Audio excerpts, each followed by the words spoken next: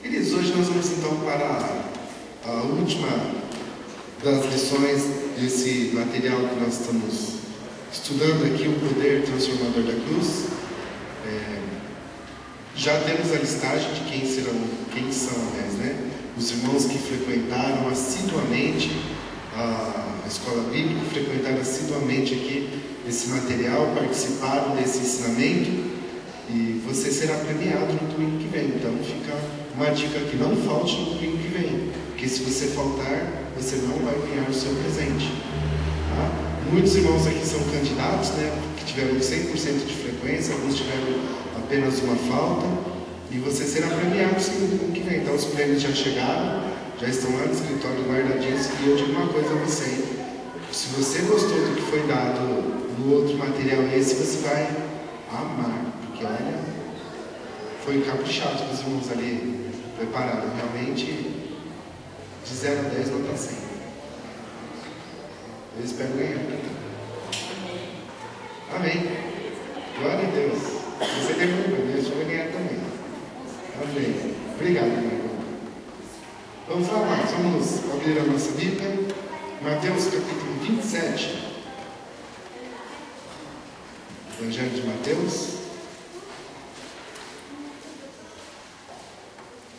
Capítulo de número 27.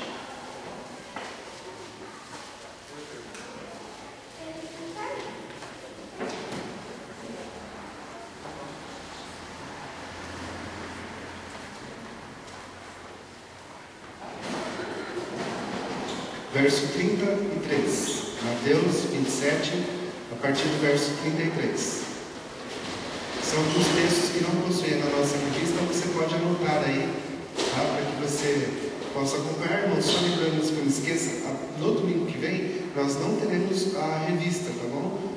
Nós teremos novamente os estudos que o Senhor, que o Espírito Santo vai falando nos nossos corações, tá? Então você traga anotações. Tá? Serão 2 ou 3 domingos que nós não vamos ter revisão. Traz uma cadernetinha, um papelzinho mesmo, caneta, para que você vai aprendendo e você vai anotando, tá? Para você poder estudar na sua casa durante a semana, tá? Então na semana que vem nós não teremos material impresso, tá? Teremos material feito à mão, tá? Cada um vai fazer o seu.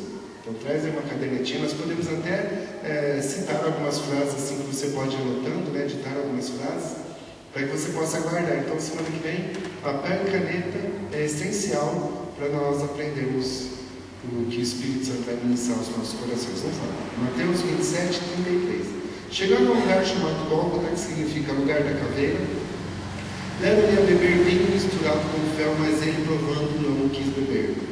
Depois de o crucificarem, repartiram entre si as suas vestes dele, lançando sortes, para que se cumprisse o que foi dito pelo profeta: repartem entre si minhas vestes, sobre a minha túnica deitam sortes.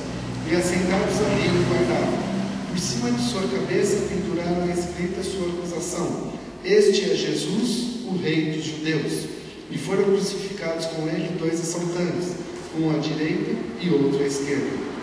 Os que passavam blasfemavam dele, meneando a cabeça e dizendo: tu que destróis o templo em 3 dias, o reedificas, salva-te a ti mesmo, se és o Filho de Deus, desce dessa cruz. Da mesma maneira, também os principais sacerdotes, como os escribas, anciões e fariseus, escarneciam dele, dizendo: salvou a outros, e a si mesmo não pode salvar-se? É Rei de Israel, desça agora da cruz, e creremos nele. Confiou em Deus, livre-o agora, se de fato o ama, pois disse: sou filho de Deus. E o mesmo lhe lançavam também em rostos os assaltantes que com ele estavam sendo crucificados. Desde a hora sexta até a hora nona, houve trevas sobre toda a terra. Por volta da hora nona, exclamou Jesus em alta voz: Eli, Eli, lema sabachthani, que quer dizer: Deus meu, por que me desamparastes? Alguns dos que ali estavam ouvindo diziam: ele chama por Elias. E logo um deles correu, tomou uma esponja, bebendo-a em vinagre e pondo-a numa cana, deu-lhe de beber. Os outros, porém, diziam: deixa, vejamos se Elias vem livrá-lo. E Jesus, chamando outra vez com grande voz, rendeu o espírito. Nesse instante, o véu do templo se rasgou em duas partes, de alto a baixo, tremeu a terra e fenderam-se as rochas. Abriram-se os sepulcros e muitos corpos de santos que dormiam ressurgiram. E, saindo do sepulcro, depois da ressurreição de Jesus, entraram na cidade santa e apareceram a muitos. O centurião e os que com ele guardavam a Jesus, vendo o terremoto e as coisas que haviam sucedido, tiveram grande temor e disseram: verdadeiramente, este era o Filho de Deus. Estavam ali observando de longe muitas mulheres que tinham seguido a Jesus desde a Galiléia para o servir. Entre eles estavam Maria Madalena, Maria, mãe de Tiago e de José, e a mulher de Zebedeu. Até aqui. Pai, em nome de Jesus, nós buscamos a direção do Senhor sobre as nossas vidas essa manhã, e que o Espírito de Deus possa falar poderosamente aos nossos corações. Pai, de nós mesmos nós nada entendemos, nada sabemos da Tua Palavra, mas a Tua Palavra mesmo nos diz que o Espírito de Deus, o Consolador, ao qual o Senhor enviaria em Seu nome, Ele nos faria lembrar de tudo o que o Senhor nos havia dito. E esta é a revelação que nós pedimos esta manhã. Que as palavras que o Senhor Jesus lançou sobre as nossas vidas sejam reveladas agora, Pai, aos nossos corações, na vida dos Teus filhos, e gere diferença, gere renovo e gere vitória em nosso meio. Que essa palavra, Senhor, lançada agora às nossas vidas, traga fé, uma fé renovada, uma fé vitoriosa e uma fé na verdade, que é a Tua palavra. Nós nos escondemos, Senhor, atrás da Tua cruz. Pedimos a cobertura do sangue do Cordeiro de Deus, que tira o pecado do mundo. E assim, Pai, nós Te agradecemos por esta manhã e pela Tua palavra, em nome de Jesus. Amém. Amém, queridos? Então aqui nós lemos 16 lições, estudamos, aliás, 16 lições que falam sobre o poder transformador da cruz. Estamos na de número 17. Mas até agora nós não tínhamos ainda explanado ainda um pouco sobre a crucificação de Jesus. Embora a crucificação era um feito terrível, ou melhor, horrível.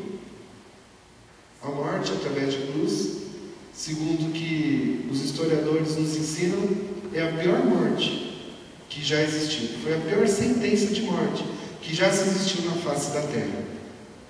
Foi a pior de todas elas. Não existe pior do que essa. Mas o nosso Senhor, Ele se sujeitou a participar dessa morte, para que nós fôssemos salvos, para que nós fôssemos renovados, e nós experimentássemos verdadeiramente a nossa missão. Obrigado, irmão. Pode falar na mesa. Obrigado. E nós vemos aqui no Evangelho de Mateus, de todos os Evangelhos, eu acredito que o de Mateus ele seja o mais completo, quando explana sobre como foi a crucificação e a forma como Jesus morreu. Embora alguns detalhes muito importantes que nós vamos estudar aqui rapidinho estão nos outros evangelhos, mas eu creio, e você pode colocar a sua fé também, que o Evangelho de Mateus seja o mais completo para explanar, através da morte, a nossa salvação. Então nós vamos iniciando aqui. Se nós fôssemos ler todo o processo, nós teríamos que começar ali no capítulo 26, no verso 30, quando Pedro é avisado, e depois vem a traição, e depois vem os soldados, e depois passam toda a madrugada, Jesus ali toda a madrugada sendo julgado, andando de uma cidade a outra. Então nós vemos aqui um momento muito difícil na vida de Jesus. Mesmo sendo Deus, mas em forma corpórea, em forma humana, forma visível, um corpo humano totalmente limitado como é o nosso corpo, amarrado. E enquanto os soldados iam a cavalo de uma cidade a outra, nós vemos aqui pelo menos 3 cidades, caminhando de uma cidade a outra até que a sentença de morte foi lançada. Jesus ia amarrado, correndo atrás. Porque estava amarrado. Quando os cavalos iam correndo na frente, ele era amarrado, puxado. E se ele não acompanhasse o ritmo, logicamente o seu corpo era caído. E naquela época nós não tínhamos esse asfalto maravilhoso, não tínhamos um calçamento tão bom como nós temos aqui. no Brasil, ainda mais a região de Jerusalém, que é uma região, pelo que nós vemos aqui na geografia, muito montanhosa e com muitas pedras gigantescas.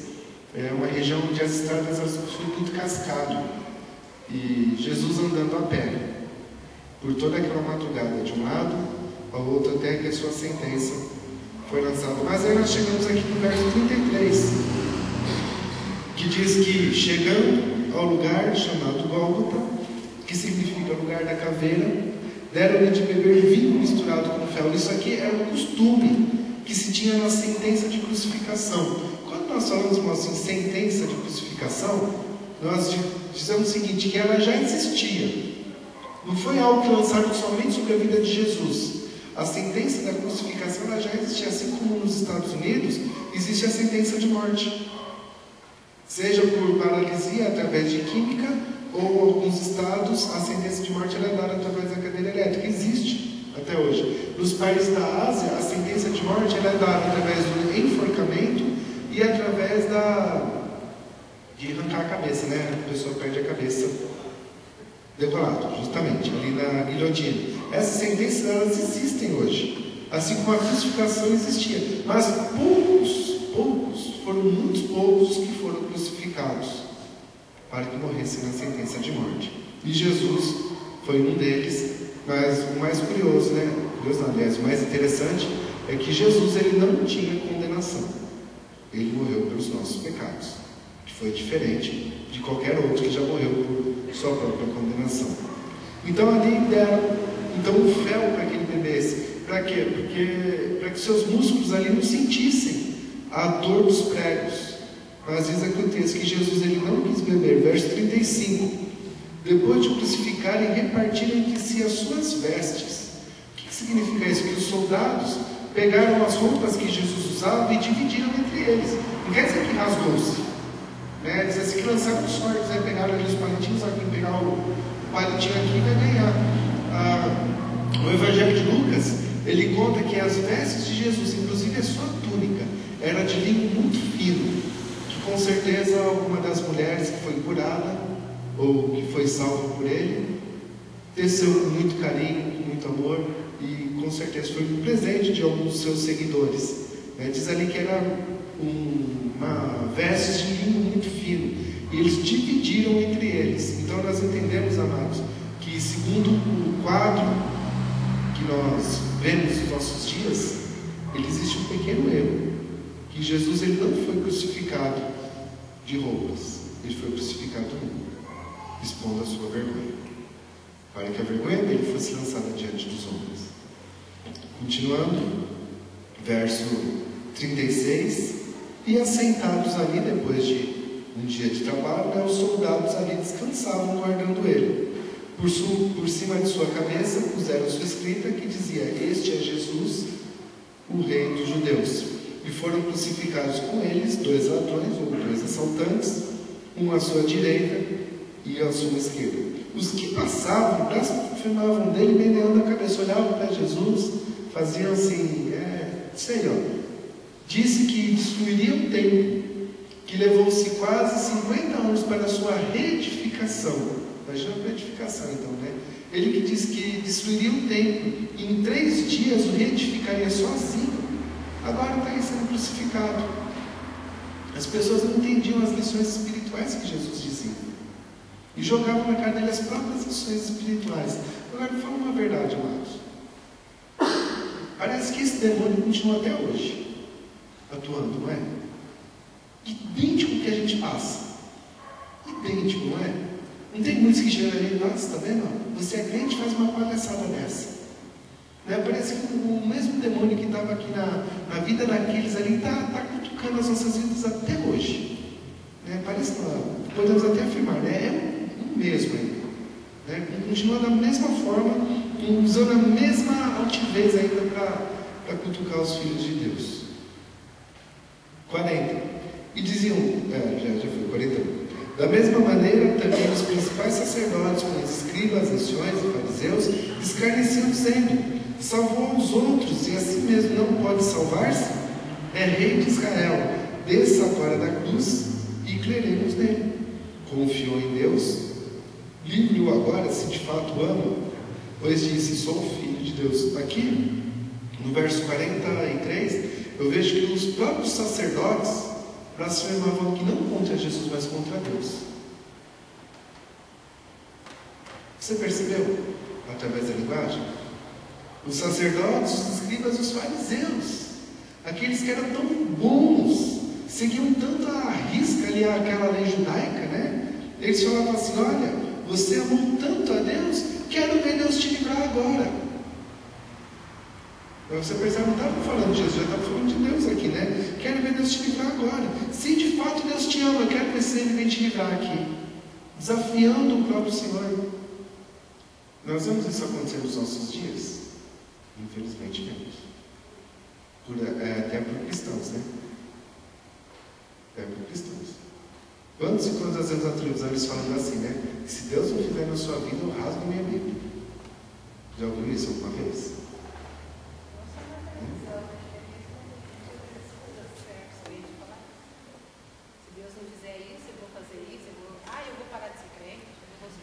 Justamente, as pessoas desafiando a Deus.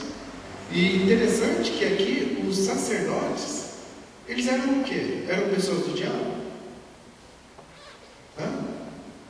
Eram pessoas que serviam aonde? No templo do Senhor. Não eram pessoas que serviam no templo de Baal.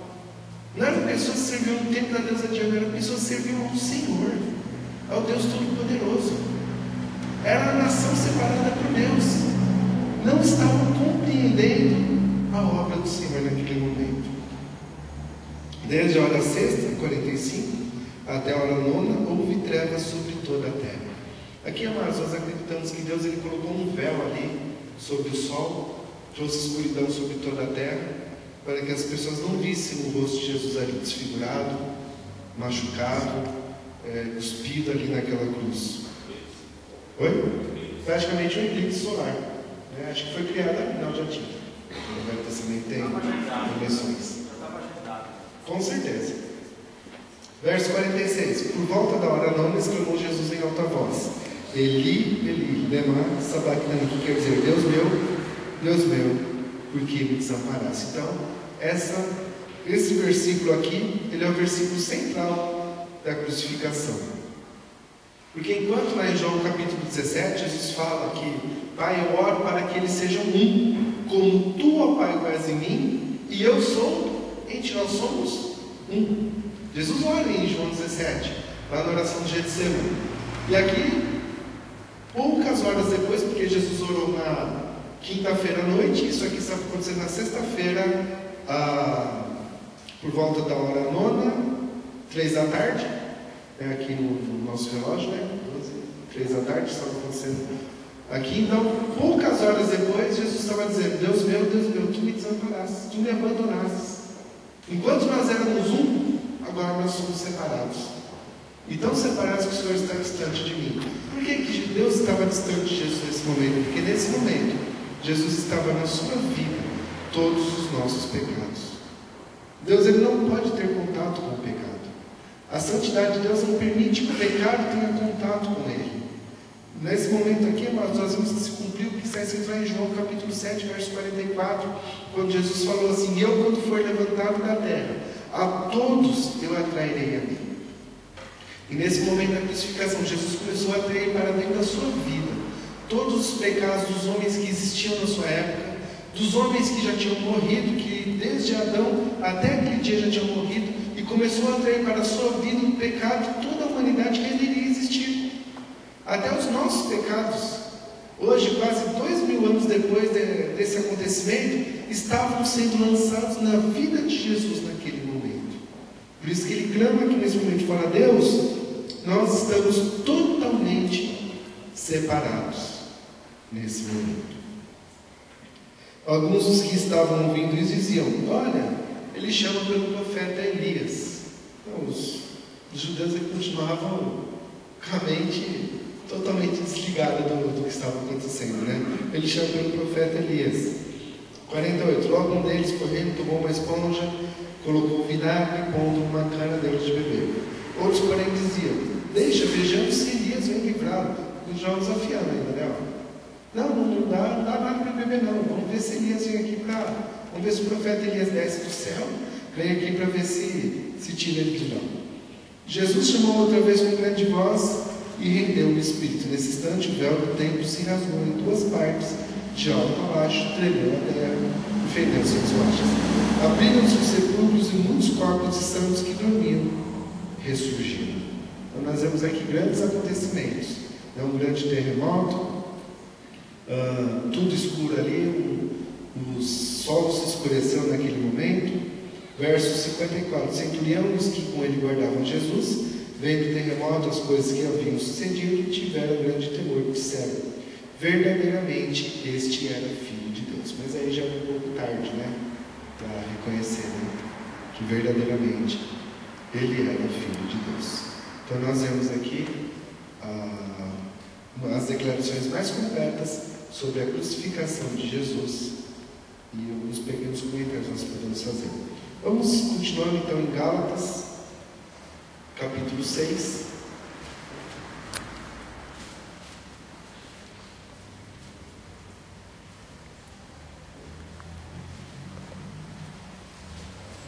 Epístola, carta, né, aos Gálatas, capítulo 6.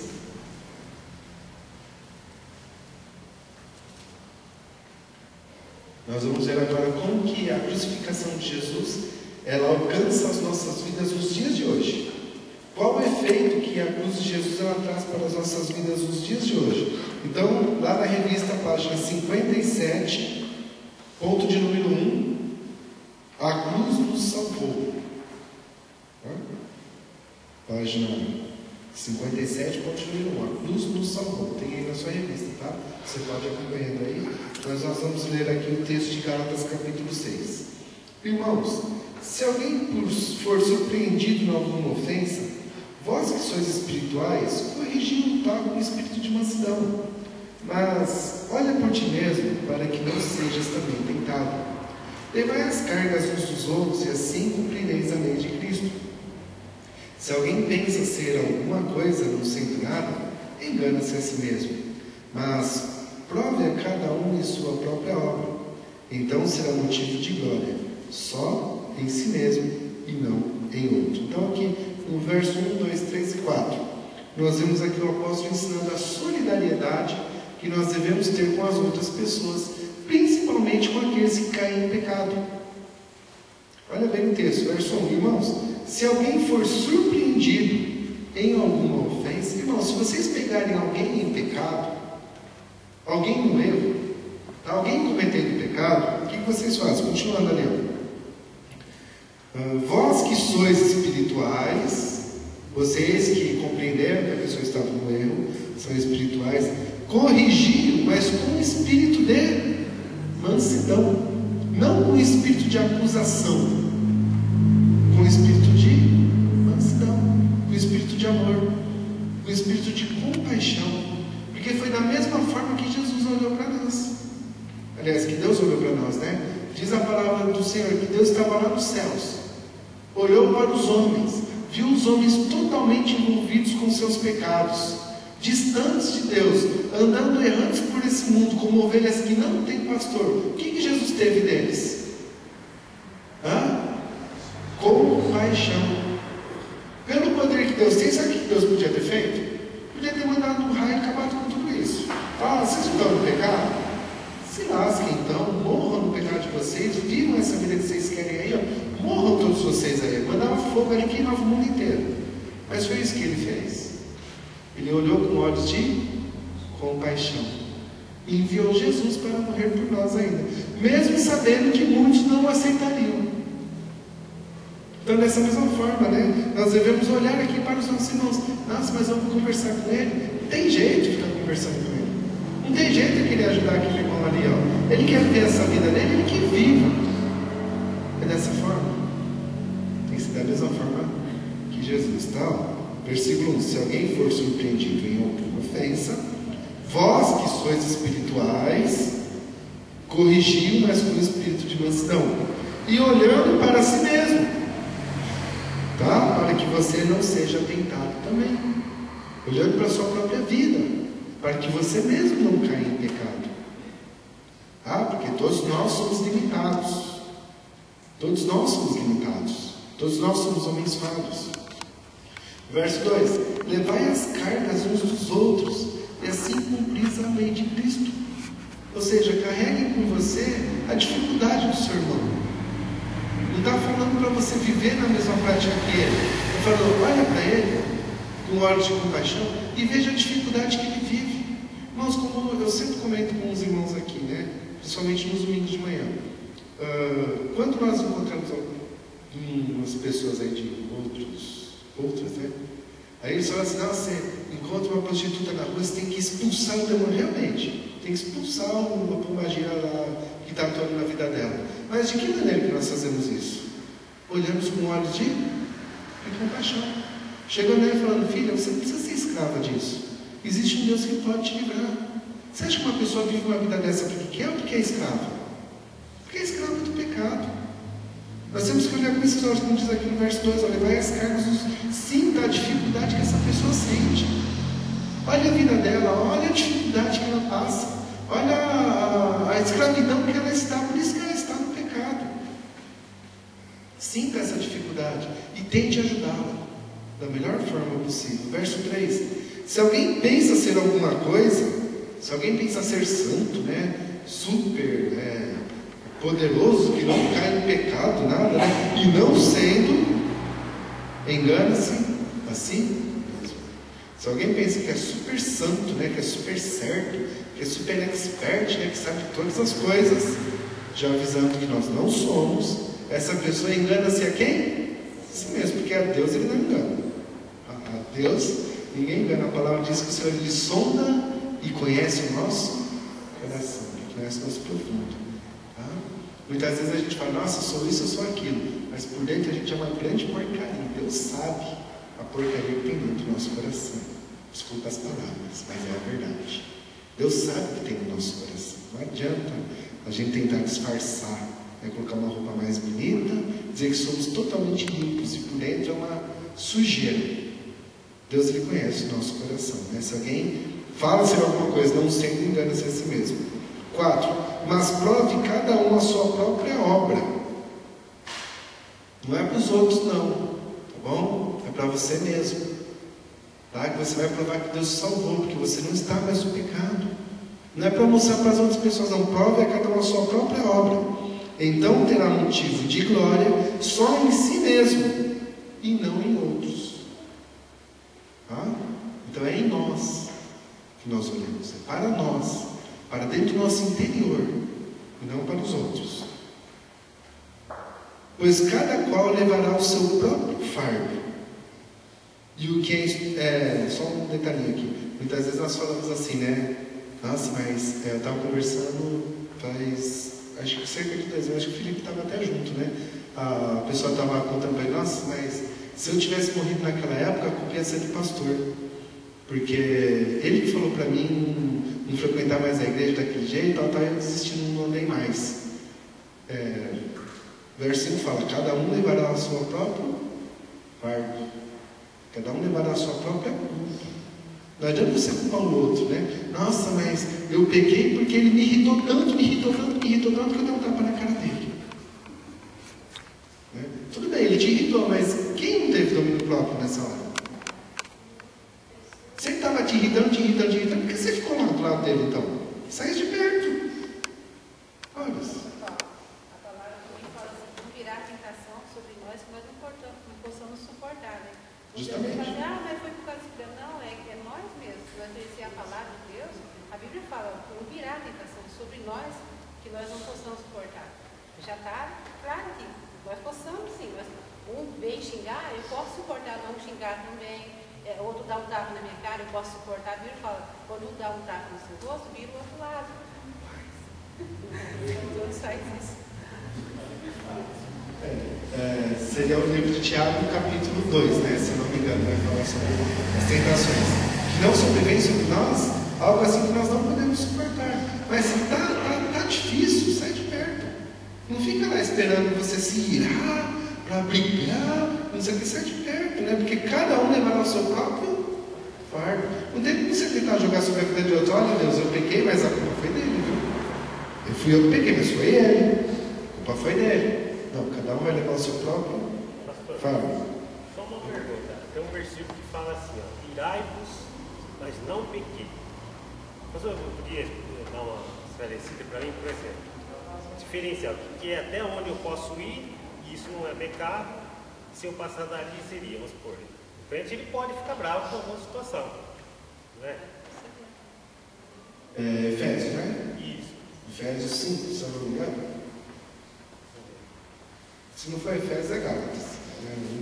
Gálatas nós estamos, né? É quando são aqueles textos que começam a falar, né? Porque tirar de vós a lascívia, a impureza, a murmuração, tal. Aí chega o ponto que ele fala, irai-vos e não pequeis. Né? Só uma coisa, eu não saberia lhe explicar em exato momento. Seria assim, se é isso que eu entendo, assim, eu posso até discutir com uma pessoa, posso até ficar bravo, eu estou irado, não é? Mas aí é isso que ela está falando, eu não posso ultrapassar essa fase de até ficar bravo, nervoso. Então faz assim, E assim, Irado de verdade? A gente vê bem na cara. não dá vazão. Aí pode ficar irado dentro, mas você não xinga, não agride, não quebra a casa. Você engole o sapo, Olha, com as pernas abertas dançando ainda, né? Deixa eu dar um versículo. Pode ver. Aqui é o Efésios 4:26. Irai-vos e não pequeis, não se ponha o sol sobre a vossa ira. Essa parte aí, não se põe o sol sobre a vossa ira, ou seja, esse aí que eu não de direito também. Não se põe o sol sobre você aí? Não, quer dizer assim, que Você você... testemunha isso? Não, você não deixa esse dia terminar sem você consertar com a pessoa. Né? Não deixa, não se põe o sol. Ou seja, o sol não pode se pôr quando você ainda está irado com a pessoa. Você não deixa esse dia acabar sem você consertar. Agora, o irai-vos e não pequeis, eu não saberia lhe responder. Você sabe dizer. a Bíblia fala do irmão que matou o outro. O Senhor Jesus, Deus veio e falou assim, ó, o mal jaz à sua porta. Cabe a ti dominar. Por que caíste o teu semblante? Então, assim, ele já estava ali com o desejo de matar o irmão. Mas eu vou, por que caiu o teu semblante? O mal já à sua porta. Cabe a ti se dominar. Então, assim, às vezes a pessoa pode até ficar nervoso com o outro que falou algo dele, ou xingou, ou tá falando coisas que não existem. A pessoa pode ficar até nervosa, mas a pessoa não pode chegar lá e brigar com aquela pessoa, até mesmo que ele bateu ou fazer algo. Porque aí o mal dominou a pessoa. Então, cabe nós dominar o mal que às vezes vem sobre nós. Olha, eu não vou fazer isso porque a palavra de Deus nos diz para não fazer isso. Se eu sou de Deus, eu não tenho que fazer isso. Eu não tenho que ceder à tentação. Eu entendo dessa forma. Certo. É uma boa explicação. Nós podemos pesquisar sim, no domingo que vem podemos tentar responder. Bom, Alice, queria comentar? Eu te pedi, por favor, faz a comparação entre o versículo 2 e o 5, levar as cabras uns dos outros, quanto cada um tem responsabilidade sobre as suas cabras. Certo. Vamos tentar. Então vamos lá. Verso 2 diz, levai as cargas uns dos outros, e assim cumprireis a lei de Cristo, né? Ou seja, tente ajudar aquela pessoa que está em dificuldade, né? Tenta trazer para a sua vida, no caso seria a empatia, né? Eu vejo assim, o verso 2 seria a empatia, porque quando uma pessoa às vezes bate na nossa porta, pedindo um prato de comida, muitas pessoas abrem a porta e falam assim, eu não tenho. Mas quando nós temos fome, de verdade, a gente abre a nossa geladeira, ou mesmo armário, a última bolacha do pacote, que é a quebrada e murcha, é deliciosa, não é? Quando nós temos fome de verdade. Muitas vezes a gente fala assim, não tem nada a te oferecer, então levar as cargas dos outros seria assim, eu vejo assim, não pode falar isso. A palavra nos ensina que seria você trazer para a sua própria vida a dificuldade que aquela pessoa está passando, a dificuldade que ela está sofrendo, né? Então, leva a carga juntamente com ela, né? Ajuda o sermão na dificuldade que ele está. Olha, a igreja está passando por uma dificuldade em tal área, leva junto com você, né? Vamos abraçar essa causa, vamos trabalhar juntos para nós conquistarmos, né? Teve um irmão aqui da igreja que estava com uma dificuldade, ele veio nos procurar e falou assim, olha, eu estou passando assim. Eu falei, irmão, o máximo que nós vamos poder fazer é orar por você, porque te ajudar, eu não tenho o que fazer, eu só posso orar. Mas faz o seguinte, vamos orar juntos todos os dias. E oramos durante um bom tempo, todos os dias, ou seja, nós abraçamos. Ainda falei, quando você receber a sua vitória, você me comunica que eu quero comemorar com você. Então nós estamos juntos, unidos aqui para buscarmos a vontade de Deus, buscarmos a presença de Deus juntos. Aí no versículo ele fala, pois cada qual levará o seu próprio fardo, cada qual levará a sua própria culpa de pecado. Tá? Não adianta a gente querer lançar para a vida do outro aqui, porque ali é a carga, né? No verso 2. No verso 5 ele fala fardo, né? O fardo do pecado. Cada qual levará sobre si o seu próprio pecado, o seu próprio erro. Pode falar. Na Bíblia Viva 6:2 diz assim: partilhem as dificuldades e problemas uns dos outros. Certo? Às vezes partilhar ajuda tanto, que às vezes é muito pesado. E você, quando você divide a situação, mesmo que seja só para orar, quebra bastante o peso, né? Mas o versículo 6 já fala de uma outra situação, né? Partilhar as dificuldades do que você está enfrentando no seu dia a dia, por algum motivo você precisa de uma ajuda, alguma coisa. Mas aqui, no versículo 5, cada um deverá suportar os seus próprios fardos, é uma situação um pouco mais avançada. Como diz na Nova Viva, o 6? O 5, aliás, né? Cada um deverá suportar seus próprios fardos. Por mais que você divida a sua situação com alguém, você tem que levar. Então, você não pode lançar sobre ele. Exato. Né?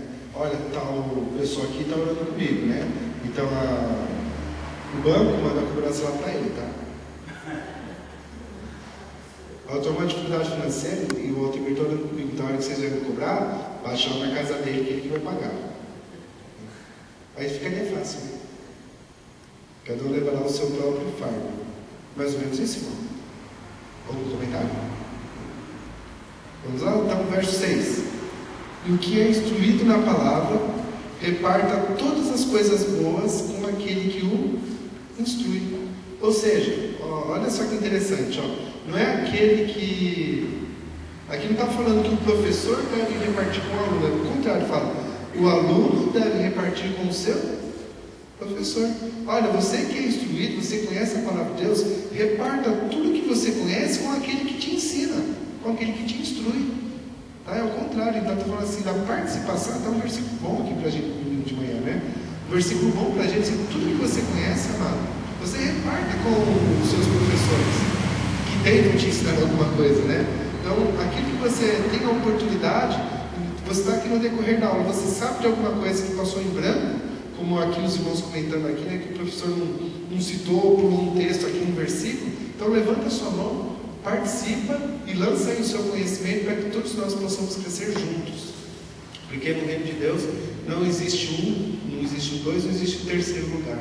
Todos estamos no mesmo patamar. Não existe quem é maior, não existe quem é menor. Todos são iguais no reino de Deus.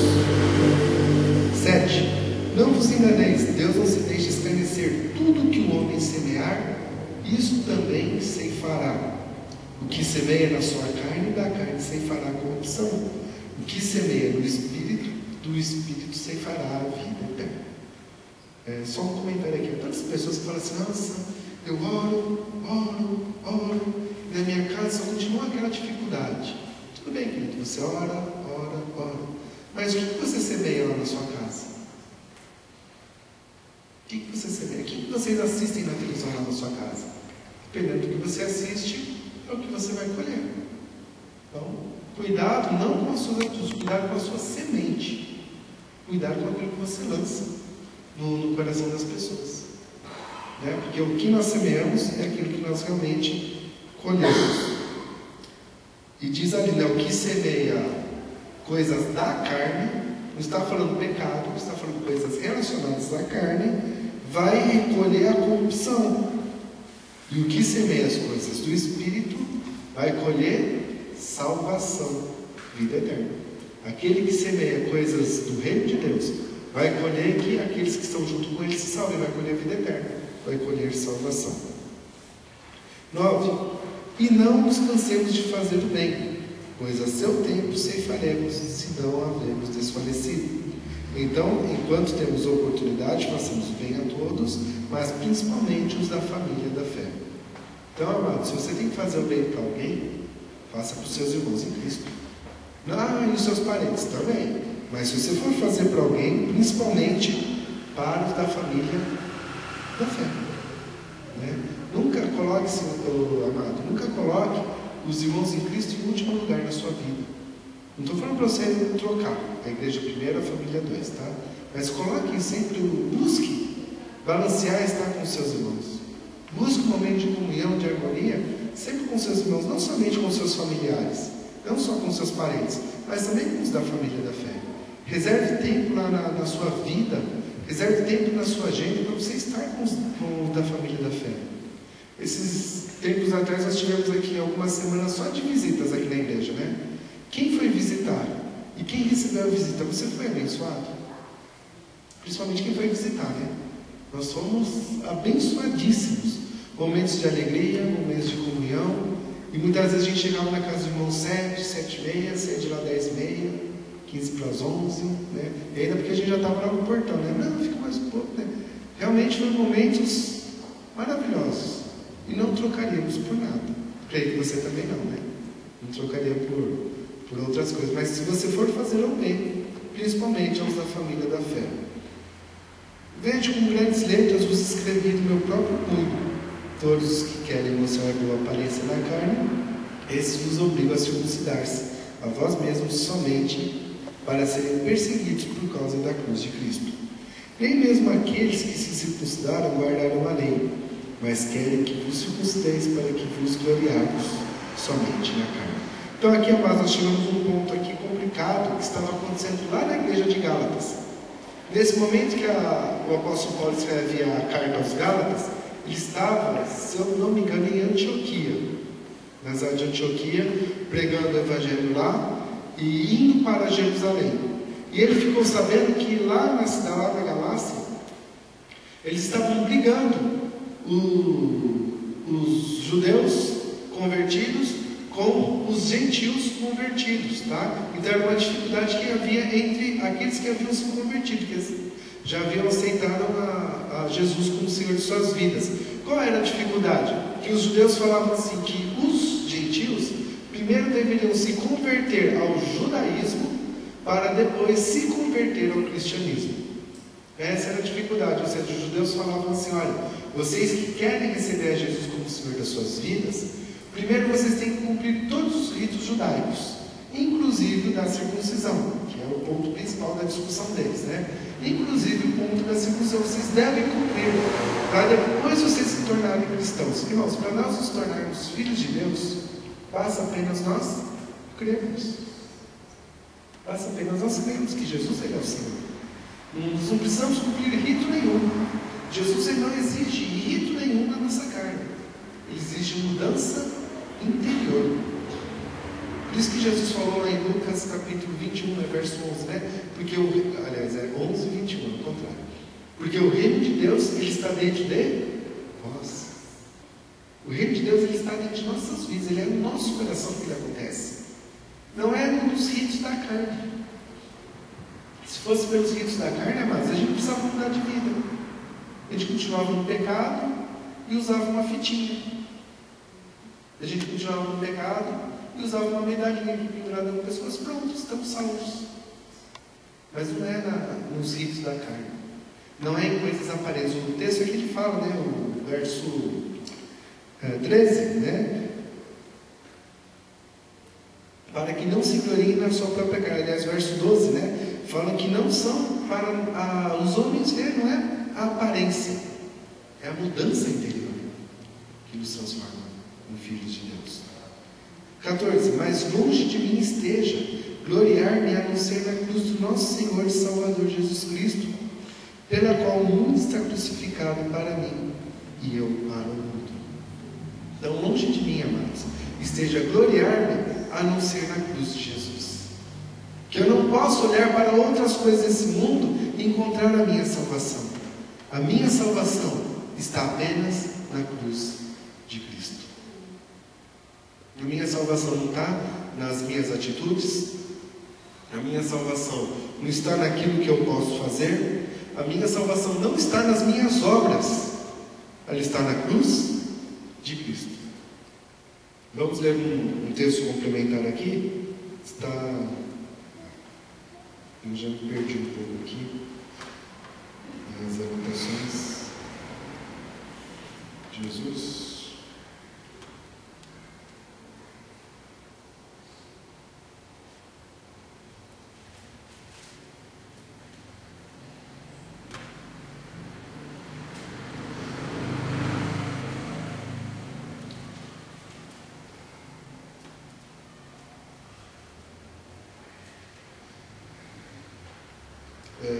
Efésios 2.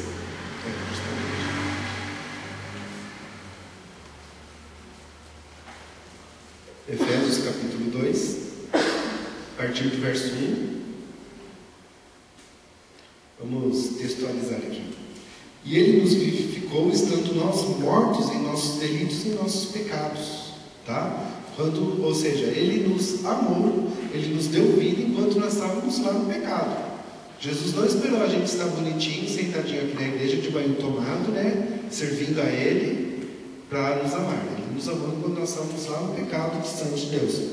Nos quais andamos outrora, segundo o curso deste mundo, segundo o príncipe das potestades do ar, que opera nos filhos da desobediência. Entre eles, todos nós também andávamos nos desejos da nossa carne, fazendo a vontade da carne e dos pensamentos. E éramos por natureza filhos da ira, como também os demais. Só um detalhezinho aqui no verso 3, ele fala assim: todos nós andávamos na vontade da carne, tá? E na vontade dos nossos próprios pensamentos. Olha que interessante, né? Há muitos cristãos que andam hoje por seus próprios pensamentos, pelas suas próprias teorias, né? Pelas suas próprias teologias, que de Deus não tem nada, né? Há muitos assim que criam ali sua própria teoria e andam segundo ela, e se dizem cristãos. Verso 4: mas Deus, que é riquíssimo em misericórdia, pelo seu muito amor com que nos amou, estando nós ainda mortos em nossos deleitos, nos vivificou juntamente com Cristo, e pela graça nós somos salvos, e nos ressuscitou juntamente com Ele, e nos fez sentar nas regiões celestiais em Cristo Jesus, para mostrar nos séculos vindouros as abundantes riquezas da sua graça, pela sua benignidade para conosco em Cristo. Ou seja, nós vamos experimentar a verdadeira graça salvadora nos séculos vindouros, ou seja, na vida após a morte, quando nós estivermos no céu com o Senhor. Eles serão os séculos vindouros, milênios vindouros, porque Ele será por toda a eternidade. 8: pois é pela graça que sois salvos, por meio da fé, e isto não vem de vós, é dom de Deus. Pois somos feituras suas, criadas em Cristo Jesus, para as boas obras, as quais Deus preparou para que andássemos nela. O verso 9 diz: não vem das obras, para que ninguém se glorie. Ou seja, ninguém vai chegar no céu e poder falar: eu estou aqui porque eu fui uma pessoa muito boa e eu dei esmola aos pobres. Eu estou aqui no céu porque eu fui um super pastor lá na terra. Eu ensinei, eu não andei em pecado, eu fui santo. Nós vamos chegar no céu somente através da graça de Jesus. Somente através da graça, que somente Ele pode trazer sobre nossas vidas. Amém? Amém? Amém. Glória a Deus, os irmãos estão aqui ainda. Né? Que bom que a temperatura parou, né? Parou de esfriar, né? Assim a gente fica com o coração um pouquinho mais aquecido. Amados, Romanos capítulo 5, verso 12, lá diz que, página 58.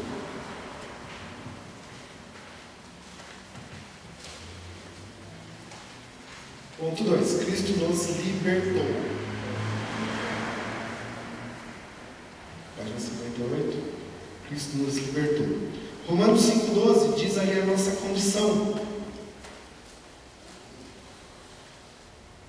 Diz ali que, como por um só homem entrou o pecado no mundo, e pelo pecado a morte, assim a morte passou a todos os homens, por isso que todos pecaram. Efésios capítulo 2, aqui que nós lemos aqui, principalmente o verso 8, fala assim: e nos vivificou, estando nós mortos em nossos delitos e nossos pecados, qual era a nossa condição? A nossa condição era a morte, que estávamos os deles pegados. Verso 2 ainda de Efésios 2, ele fala o seguinte, nos quais andasses outrora segundo o curso deste mundo, nos quais nós andávamos realmente. Era uma verdade, nós andávamos segundo o curso desse mundo. A nossa vida realmente não era vida, né? Era a morte. Estávamos ali totalmente na morte. Romanos capítulo 3, abre ali rapidinho o texto conhecido de Romanos 3, verso 10. Romanos 3,10 diz como está escrito: não há um justo nenhum sequer. E o 23 fala: porque todos pecaram e destituídos, separados, rompidos, longe estão da glória de Deus. 1 Coríntios capítulo 15, rapidinho, 1 Coríntios capítulo 15 e verso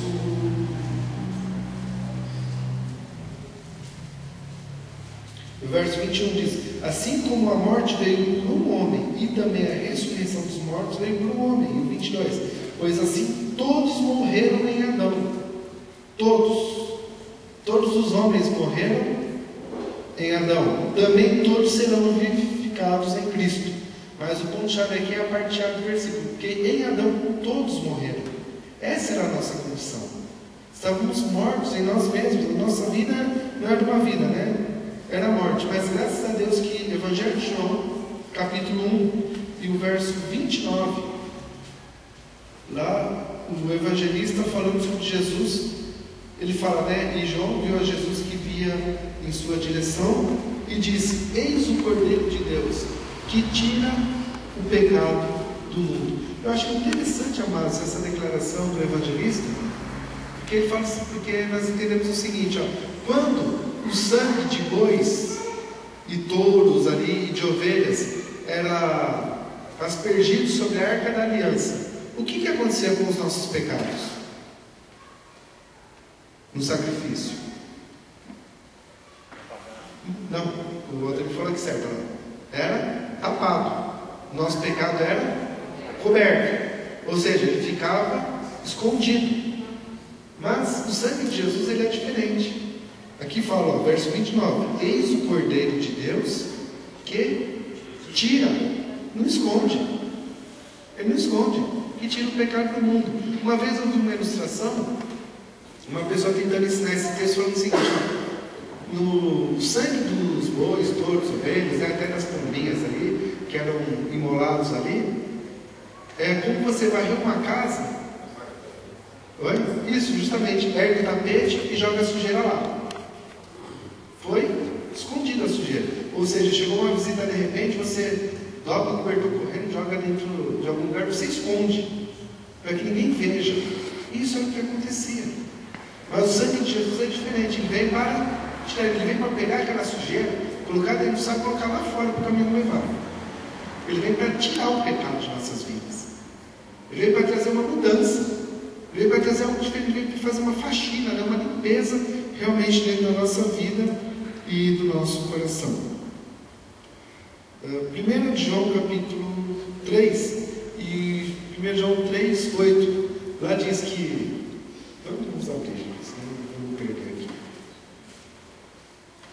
Diz que para isso se manifestou o Filho de Deus, para destruir as obras do diabo. 1 João 3, 8. Confere. Para isso se manifestou o Filho de Deus, para destruir as obras do diabo. Quais eram as obras do diabo? A nossa morte. Ele veio para roubar, matar e destruir. Mas para isso, ou seja, matar, pensar o pecado, né? Mas para isso se manifestou o Filho de Deus, para destruir as obras do diabo. Então, em Cristo Jesus, nós somos libertos. Mas liberto do quê? Liberto dos nossos pecados. Jesus, ele não simplesmente apaga, ele não simplesmente esconde, ele nos liberta dos nossos pecados. Sabe por quê, amados? Existe uma grande diferença entre nós escondermos e nós apagarmos. Quando você esconde, que referece a sujeira debaixo do tapete, você varreu a casa, mas a sujeira saiu, ela continua lá. Quando nós escondemos o nosso pecado, quando ele era tapado, como ali no Velho Testamento, ele continuava na vida do homem. Ele continuava no coração. O desejo continuava. Porque o problema, mas não é a atitude, o problema é o desejo. Você pode até não cometer o pecado, não consumá-lo, mas você desejou no seu coração já é pecado. Diz ali Mateus capítulo 5, verso 28, se alguém olhar para uma mulher com intenção impura no seu coração, já adulterou nada. Porque o problema é nós desejarmos no nosso coração. E no Velho Testamento apenas era apagada a atitude, mas o desejo continuava. O sangue de Jesus, ele tira o desejo do nosso coração. Ele muda o nosso coração. Quando nossas atitudes mudam, porque primeiro o nosso desejo foi mudado, o nosso coração foi transformado e o nosso coração ele foi renovado. Então o ponto 2 aí diz que a cruz nos libertou, na página 58, né? Ponto 2, a cruz nos libertou, mas nos libertou do quê? Nos libertou dos nossos pecados, nos libertou da nossa velha vida, da nossa velha natureza, da nossa velha condição, e nos fez novos homens, nos fez novas pessoas, nos deu uma nova condição e nos deu uma nova vida para a glória do Senhor. Isto foi a cruz de Jesus quem fez em nossas vidas. E terceiro ponto, a cruz nos deu uma mensagem.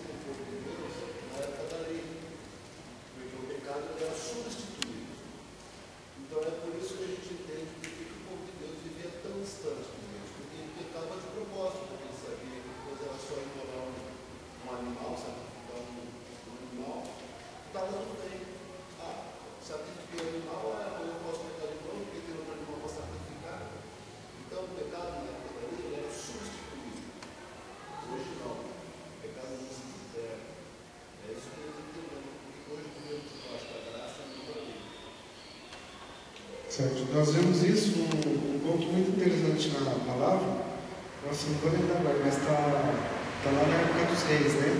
Que fala, mas vocês vão fazer isso contra a lei de Deus. Não, a gente faz e depois já separa os animais aqui que nós vamos oferecer. Então eles não estavam preocupados em transgredir a lei de Deus, estavam preocupados apenas em ganhar uma guerra. Então nós vamos fazer o que é contra a lei de Deus e já estão aqui os animais separados aqui para a gente oferecer em sacrifício. É como se Deus não olhasse o coração da pessoa, né? Tentando enganar o próprio Senhor. Mais algum comentário? Amados, ponto 2, para a gente partir para o 3. Então, ponto 3. A cruz nos deu uma nova mensagem. O discipulado tem um custo, a renúncia. Ou seja, nós renunciamos a nossa própria vida para sermos discípulos do Senhor. B. O valor da palavra. Amados, essa palavra aqui, você tem nas suas mãos algo valioso que nós temos. Na época do Antigo Testamento, antes da cruz, ela era a legislação que regia Israel. Ela não era apenas a lei judaica. Ela não era apenas assim, uma lei religiosa. Era a legislação, assim como nós temos aqui no Brasil o Código Civil, que foi instituído pela República, foi proclamado, aliás, né? Em 15 de novembro de 1881, há 120 anos atrás, mais ou menos, né? 2014, 117 anos atrás, quando ela foi proclamada no Brasil, foi dada uma lei. Você pode comprar o Código Civil brasileiro, que lá tem toda a lei, a legislação brasileira. Isso aqui era a lei que regia Israel. Os reis, eles comandavam a nação através do que estava escrito aqui na lei. Só que hoje ela tem muito valor sobre nossas vidas. Pode ver que é o ponto B aqui na nossa lição, que fala assim, nos deu uma nova mensagem, o valor da palavra. Ela não é apenas uma legislação, ela é algo que nos transforma. Ela é uma lei que vem para mudar a nossa vida. Ela não vem para reger o que nós vamos fazer, o que é certo e o que é errado. Ela vem para trazer transformação real, transformação interior no nosso meio. E ser a centralização de Cristo. Tá? É a nova mensagem que a cruz nos trouxe. Tá? Que nós somos discípulos de Jesus. A palavra de Deus ela tem um valor inestimável sobre nossas vidas. E a centralização de Cristo. Ou seja, Cristo é o centro de tudo. Enquanto que lá no Antigo Testamento, o sacerdotismo, os sacerdotes eram o centro de tudo, porque eles que levavam as pessoas a Deus, eles que entravam no Santo dos Santos. Hoje, Cristo, Ele é o centro de tudo em nossas vidas. Se tem algo que é importante, se tem algo que tem que estar centralizado dentro do nosso coração, é Jesus. Não é líder, não é pastor, não é igreja, não é nada disso. É Jesus, que é o centro de nossas vidas. Amém, queridos?